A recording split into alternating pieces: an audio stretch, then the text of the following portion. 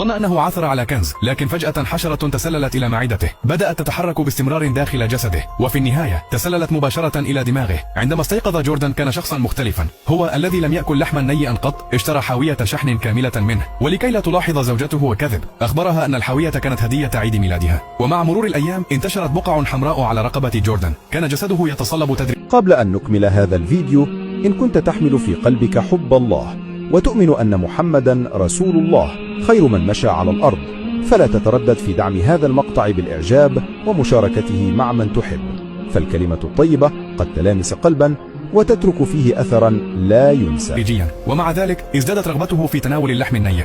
في إحدى الليالي كانت ليزا تستحم، مد جوردان مجسا مستعدا للهجوم. لحسن الحظ تغلب عقله على الرغبة، على الرغم من أنه لم يؤذي زوجته إلا أن الحشرة أجبرته على إيجاد مضيف للتكاثر. لذلك ذهب جوردان إلى عشيقته، جعل ماري مضيفة لذريته. منذ ذلك الحين ساءت حالة جوردان. أحست ليزا بوجود خطب ما، لكن جوردان تجاهل الأمر واعتبره لدغة بعوضة. مع ذلك لا يمكن أن تبقى الحقيقة مخفية إلى الأبد. في ذلك المساء حضرت الشرطة للتحقيق في اختفاء ماري. رأى شهود عيان جوردان في منزلها، وأظهر هاتف ماري مكالمات منه. اشتبهت الشرطة في أن جوردان هو الخاطف. دمرت ليزا من خيانة زوجها. تذكرت القبو المغلق، كانت مصممة على اكتشاف سره. عندما فتحت ليزا الباب صعقتها رائحة كريهة.